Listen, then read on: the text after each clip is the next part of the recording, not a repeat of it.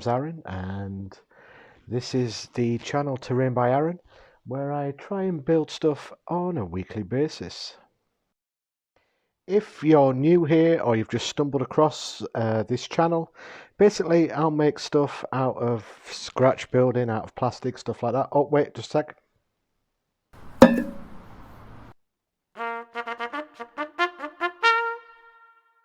Yeah, sorry about that. The file was blunt, as they say, so I just bought a new one. Where was I? Yes, there we go. I scratch build stuff out of plastic junk, and this week's build is gonna be a strange one, but you're gonna bear with me. So the other night I was just casually perusing through the different channels and came across Austin Powers, International Man of Mystery, and this is where it's going. Got a shark that for some reason was in the bottom of my bitbox, and with Austin Powers and Dr. Evil trying to do laser beams from sharks, that got me thinking, and I thought I'd build a shark sort of thing.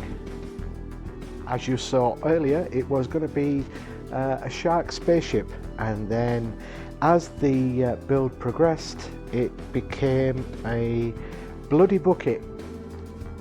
The first half being because it's a shark and there's lots of blood around, and the bucket is basically because it was a chum bucket, and both together, look, it sounds better than space shark thingy. Okay, thanks very much. So what I've done is, as you can see, just built a base that I'm going to attach the shark onto. These are bottles that were kindly gifted to me from one of my many non-Patreon patrons. So this, yeah, I'm kind of sort of like working out. I made a base out of MDF foam just so it would sit nicely. So as the build progressed, you can see that I'm sort of leaning more towards sort of like a steampunk sort of thing, but it isn't steampunk, it just has rivets. Okay, I've done enough steampunk now for a while, can leave that alone. Can't call it cyberpunk, although I could call it shark punk. Yeah, I quite like that actually, shark punk. Anyway, I ended up putting rivets on the base just because I love using this wax tool. I don't know why, it's the simple things in life that make everything so much easier. And then back to the build. Just going to drill some holes, basically random holes. I had no plan for this, no drawings, it was just going by the seat of my pants, and basically just started adding wires into holes, putting bits of wires onto the shark just to make it sort of look like it being genetically engineered and altered, and all this was sort of like a weapon of mass destruction that the shark could swim through the sea and blow up something. Before I get any animal rights activists knocking on the channel door, it's a plastic shark. I don't condone this sort of stuff, it's just for fun. It's a puppet. Well, it's not a puppet, it's a plastic toy. So anyway, in this world, this is what it's going to be. A shark that's strapped with hundreds of thousands of megatons of weapons and stuff, but no lasers. I couldn't be bothered to make lasers for it, although in hindsight should have done, but didn't. Never mind.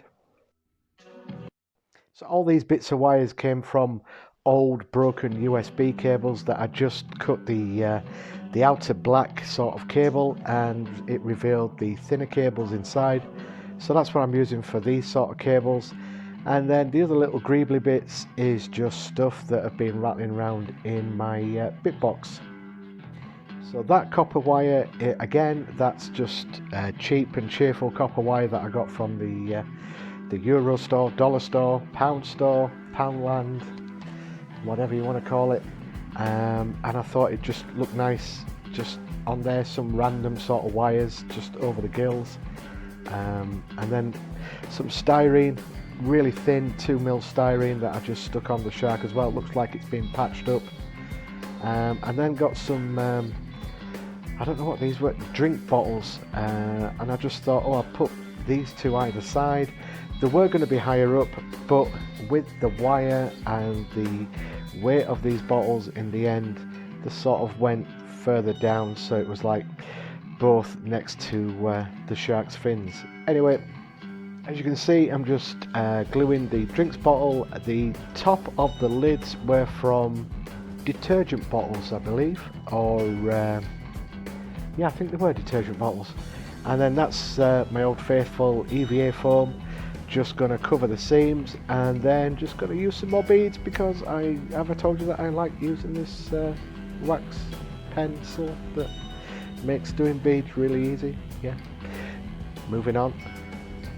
Some more thin styrene cut into a square. I'd punched some holes into it to make it look like rivets.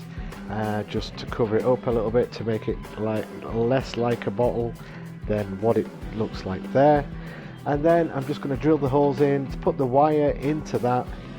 As you can see, it was going to be tallish, but then I just started cutting down until it was a manageable sort of length. While you're watching this, just want to say thank you very much to all my new subscribers and the old subscribers, and the people that keep unsubscribing but then coming back to subscribe. Hey, it doesn't matter.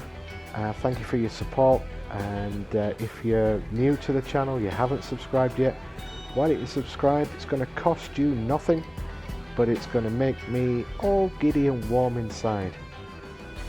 But basically help the channel grow into whatever. So yeah, so if you're a non-subscriber, think about subscribing, and if you want to leave a message or get in contact with me, you can contact me here on leaving a comment, or you can hit me over on Instagram, or if you find my email in my description box on YouTube, just send me an email. I'm doing here is the easiest sort of weathering ever.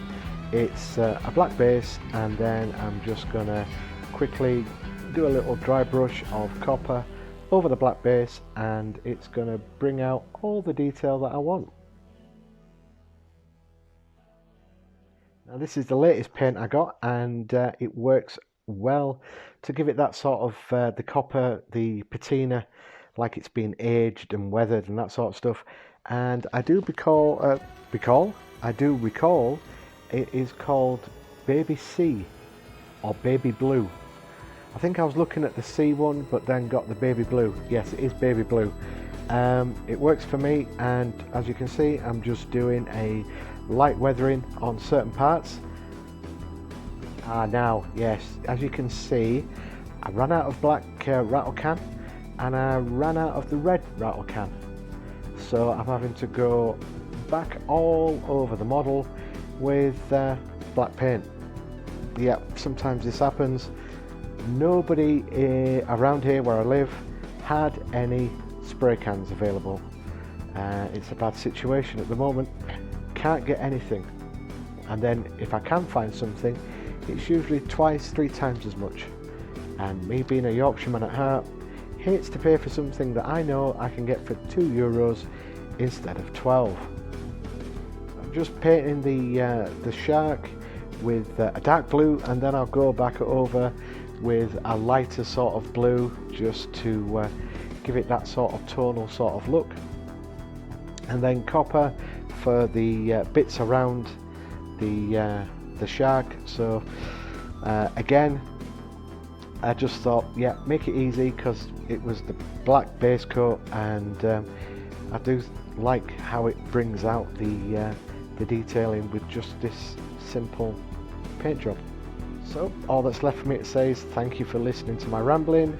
If you like what you saw, leave a like, comment, subscribe, and until next week, keep scratching that build, everybody.